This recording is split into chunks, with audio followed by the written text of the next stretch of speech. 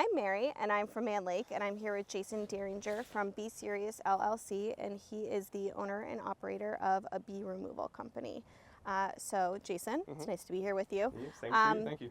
Can you tell us a little bit about what you do and how you got started? I am a owner of a bee removal company, but also a commercial beekeeping company. We run close to about 2,000 colonies commercially, and then we run 2 full-time employees that run bee removal trucks all over Central Florida. So we do from the west coast of Florida to the east coast, north up into the villages, and south down into Okeechobee.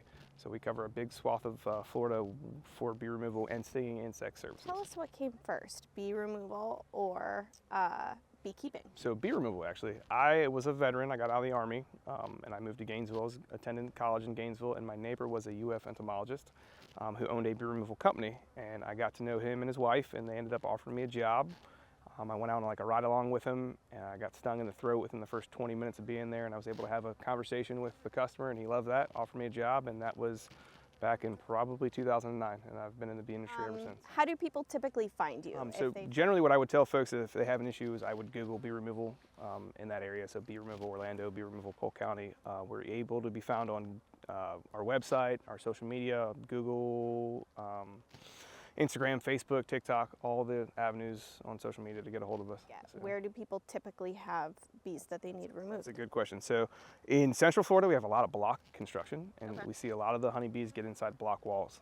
Anywhere where the block is pierced by like a pool pump or a breaker box, an electric box, meter box, anything like that that has a gap behind it, the bees can go up in the block wall. I would say block walls, water meters, cable pedestals, tree holes, so your oak trees, your big old oak trees that have all the tree holes in them, and then I would also say sheds. We have a lot of shed calls too. Challenging, or has been the most challenging that you've had in terms of a removal? We've done one in a stairwell that was probably 12 to 14 feet tall. That was several hundred pounds. I've been there off and on several years. We've also done a yellow jacket colony that was 12 foot tall, 4 foot wide. We've done another yellow jacket colony that was as big as a hot tub in the ground. But I would tell you on a weekly basis, we run into a 100-pound colony inside of a structure. And that's a lot of honey to be removed out of somebody's ceiling or wall. First, so when you are doing a removal and there's a lot of comb and honey, what happens to that? Unfortunately, it's come in contact with somebody's structure. So you're pressure treated wood, chemicals, paints. We don't know if the customer's been spraying it. So generally it's garbage at that point. A lot of times we're able to salvage the bees, but that again is circumstantial too. Some of these removals that we do, we just can't take the bees out alive. It might be too high risk to the customer or the people in the area. It might be already been sprayed by a customer. Sometimes the customers seal them in and don't tell us, and then we ended up removing a dead colony. When you do have a colony that you can remove and keep or salvage, what do you do with it? So we tend to isolate them. So we have a particular bee yard that we put them in. We give them a 30-day grace period to make sure that they exhibit behavior that we like in our operation. We then treat, feed, and requeen the colony, so that way we're not bringing any diseases or any bad genetics into our apiary. And eventually it gets folded into either pollination services or honey production services. But the state of Florida requires us to requeen them, so that's one thing that we try and do as often as possible, because we do have mean bees in Florida. I mean, you as a commercial beekeeper, you don't want that in your apiary. Right. And how big of a team are you running to operate this business? 2 full-time removal technicians, 1 full-time office personnel, 1 part-time shop person, and 2 full-time H2A workers with myself that run the bee end of it. So I run the beekeeping end of it. My wife manages the removal end, and we have 2 full-time technicians that do that. What is something that you wish people understood about bee removal? There's a big misconception. Commercial beekeeping, it's definitely harder for us to keep bees alive. Pests, diseases, pesticides, all kinds of different variables affect that. But there really isn't a value to honeybees in your house. Honeybees aren't endangered. They're not threatened. Again, it is harder to keep them alive. We know that as an industry, but the bees in your wall, there's no value to them. We don't want the bees out of your wall. We want to come remove them from you and charge you, remove them for you and charge you, because it's a risk to do that. We have to maintain insurance. We have to pay technicians to do that. You have to consider the liability of removing 60,000 stinging insects from a wall. If we mess up and somebody gets stung, we can get sued. So coming to get your hive out of your wall for free isn't a benefit to us or the industry.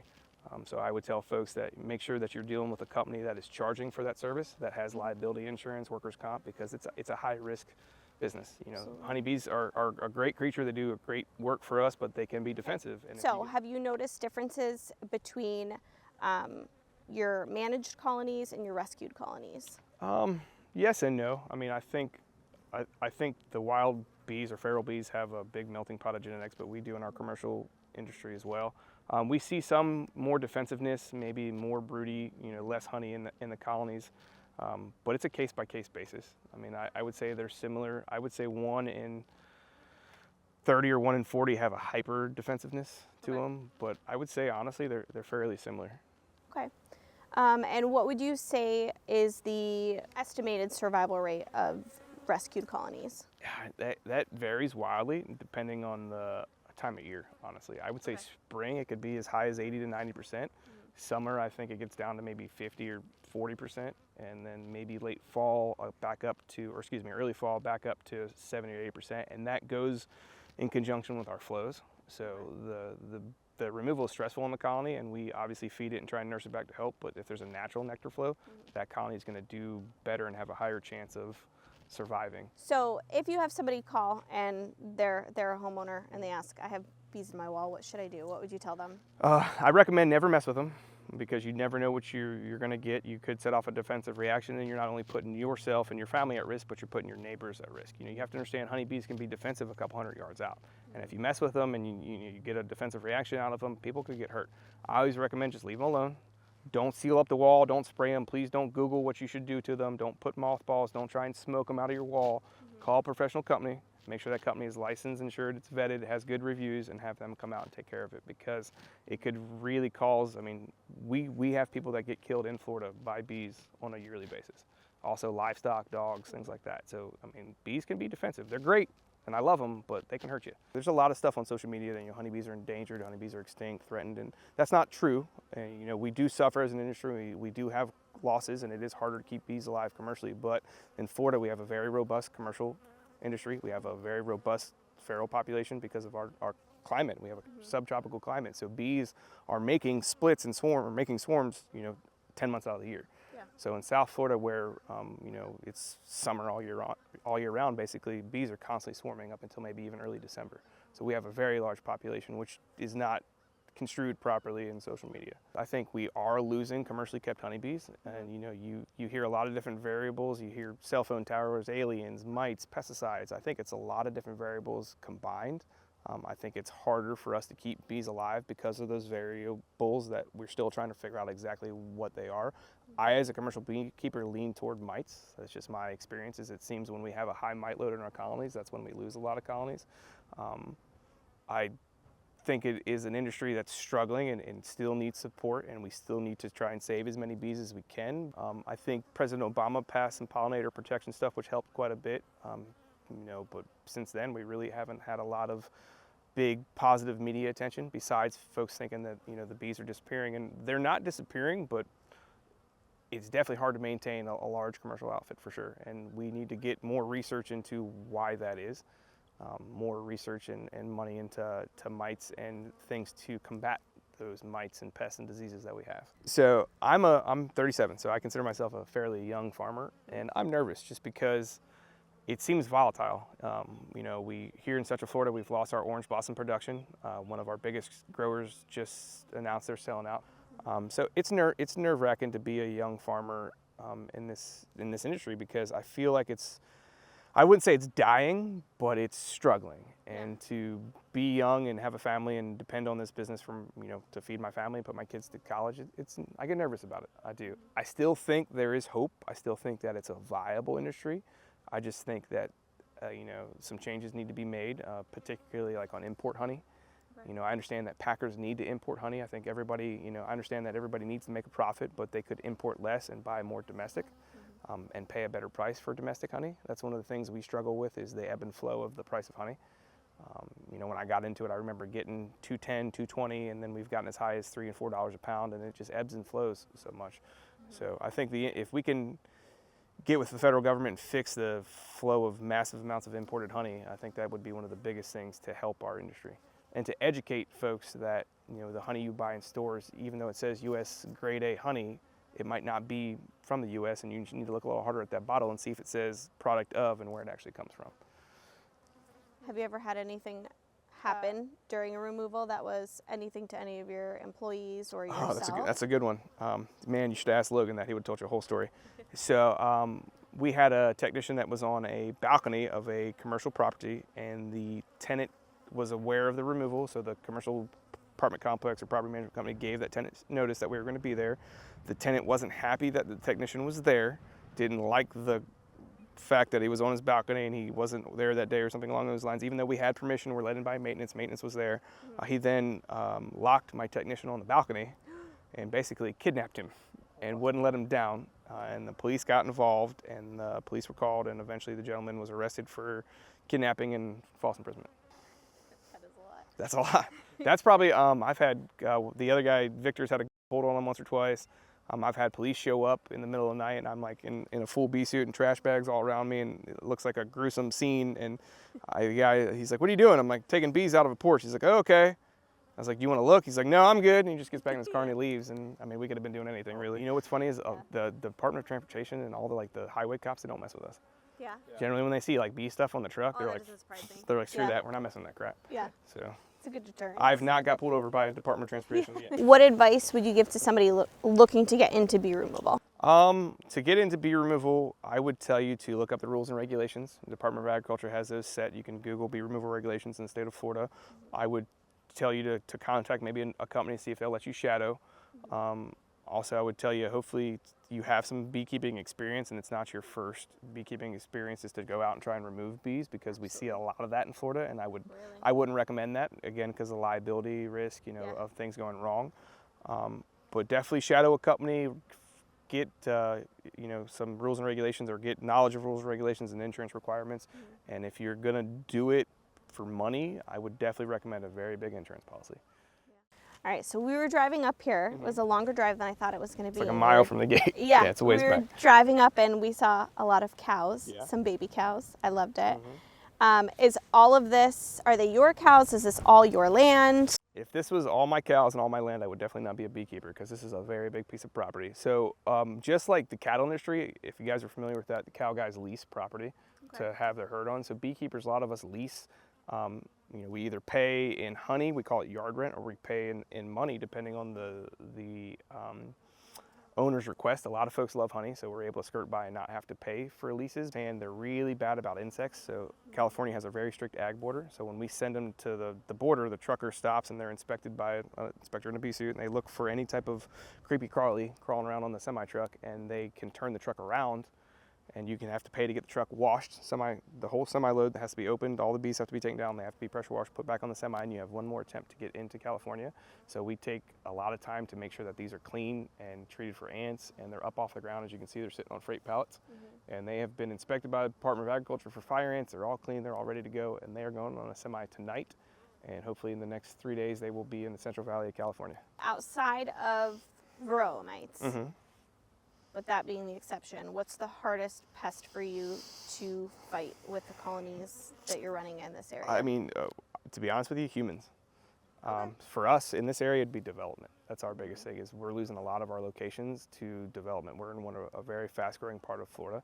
Then ag is disappearing faster than we can really find locations. So besides varroa mite, that's my biggest fear, is not having enough spots to produce honey, not having enough spots to do semis like this. This landowners, they're great, and they let us come in here and use this. And without our landowners and our locations, we wouldn't really have an industry. And I think, in the next 10 years, it's going to be hard for us here in Central Florida to find spots that we can make honey. I think we discussed earlier about our groves are disappearing by the 50,000 acres every couple months, it seems like, here in Florida, because of the value to these farmers to sell their land versus the no revenue in producing oranges anymore. So that's the biggest battle for us, I think. Sure, beekeeping is really like the redheaded stepchild of agriculture. A lot of people don't know about us. A lot of people don't know what we need. A lot of people don't realize that if they have 5 or 10 acres, that's a potential bee yard for us. As long as it's far enough away from the house and their neighbors, we could put a truckload of bees in there. So we just try and post as much as we can on social media and try and get the word about our industry and do education. I talk at all different types of associations, cow guys, growers and stuff, so that way they're aware that we still exist as an industry. You know, we're not very well known, unfortunately. And can you talk a little bit about why the orange blossoms? It affects the tree is it's vascular, so I think the tree can't absorb nutrients. So no matter what the nutrients you throw at the tree, it eventually is just going to die. And I think the statistics are 100% of all adult trees in Florida have it. Not to mention those guys, just like us, are competing with foreign fruit and foreign juice coming in, which then is making it even less profitable to be in that industry. So if you're having to pay out a ton of money to try and even grow the fruit and then being knocked down by foreign juice and fruit, why do it when you can sell it to the developer for $75,000 an acre? Yep. You know, and you haven't made that on a crop in 20 years. So we just had Alico, which is one of the biggest growers in the state. They just sold out, or just announced they had sold out, or are selling out within the last 2 weeks. They fired all their citrus staff, and they're saying that all 53,000 acres of groves are no longer going to be, and they already 25% I think is already up for sale. So that's huge. Yeah, it's the further south you go in Florida, the further northwest you go to, there's still some rural farming, but here in Central, it's going quick. I was going to say, so it's been a quick, steep decrease. Quick, yeah. I mean, I've been in the industry since 2009, and I will not go back to orange blossom this year or in the future just because it's just not worth it to me. And the groves just aren't there. And the guys that have the groves, they're not taking care of them, but can you blame them for not taking care of them when they can't make a living on it? Yeah, right. But honey can be prosperous. The bad part about honey is when it's there, and you make good money, and when it's not there, it's not there. Yeah. So in Central Florida, we've been hit Irma, Ian, Milton. So those are 3 big hurricanes that all come in the fall. And so Florida is famous for our Brazilian pepper. Our Brazilian pepper is an exotic invasive that grows in low-lying areas. And every fall, a lot of your commercial beekeepers from Michigan, Maine, New York, North Dakota, they overwinter here because it's easier, it's warmer, it's a better climate, and they depend on that Brazilian pepper flow to build the bees up to go to California. Well, we've had a hurricane like every other year, and those hurricanes come in and they wipe that flow completely out. Yeah. So I mean, we're out, several $100,000 from last year to this year or from 2023 to 2024 because of a hurricane. Yeah. That crop was there one day, the bees looked great, the nectar was flowing, and then next day hurricane hits and just wipes the plants out. And wind whips them, and then after these hurricanes, we generally get it's a cold front that turns the hurricane into Florida. So Brazilian pepper is a subtropical plant. So it just gets wind whipped by the hurricane, and then if after whatever's left, that cold front shuts the nectar flow down. Yeah. So. Which hurricane affected you the worst? Ian, probably. I lost some from Irma, actually on this property, and then Ian was the biggest loss, and then Milton we lost some as well. So, and we tried this year to raise the bees up, and in certain yards, and some of them, it's always you get flooded where you don't think you're gonna get flooded because you never can control where the weather's gonna be. The rain's in different areas of the storm. So we had yards in Orlando during Ian that got the wind was fine, but they got 25 inches, 26 inches of rain, and we're completely underwater. This year we lost a lot of newer colonies to lids getting blown off and the rain coming in and just flooding the colony. And by the time we could get to them, the beetles had taken over and killed them. What does the general future of beekeeping look like to you? I think as an industry, it's volatile, but I think it's been here for so long, I don't think it's going anywhere. We just have to ride the ebbs and flows of our economy, and try and get some more legislation passed, in the federal level that benefits us when it comes to imports of honey. I understand that packers, they have a livelihood, they have to make a profit, but it seems to me lately that packers have switched to a lot more foreign honey because it's cheaper and they can get it imported way cheaper than what we can produce it here in the United States. So if we can get that switch back to where they're doing majority domestic and some import to offset the demand, because we can't make enough honey in the United States to meet the demand. So they have to import it. I understand that, but they can import less and support the American beekeeper / farmer more. So where's the worst place you've ever been stung? Personally, I mean, I've been stung just about everywhere, and everybody that works for us has just been stung about everywhere. I would say your ear canal is probably the most painful. I mean, a bee can get inside your veil, and it seems like they're looking for something to crawl into, and they crawl in your ear canal, and they get you. And it's not that they're trying to sting you, it's the process of trying to get the bee out of your ear canal, and you smush her in there, and she stings you, and it is absolutely terrible. It's unbelievable, unbearable. I've never been stung there. It's horrible. I would recommend always wear a bee suit, always wear your protective equipment, make sure you're tucked in, taped up, so that way they don't get in and sting you in the ear, because that's just bad. So what are some of your favorite parts about beekeeping? Why does it bring you joy? Because there has to be some level of Oh yeah, for sure. Of so love. I think to be in this industry, you have to be passionate and slightly a little crazy. because we get stung every day. But I love to put in the work, you know, and get a good routine on bees and get them treated, get them fed, get them up to a strong, beautiful colony and move them to a honey flow that's a nice, large, you know, producing honey flow. And what they can do in a short amount of time is one of the coolest things to me. I mean, Thank you, Jason, thank for you your time. No, It was thank you. great to talk I appreciate to you and it. to get Thank to you know guys you. for coming out and Yeah. chatting with us, and hopefully you get home safe.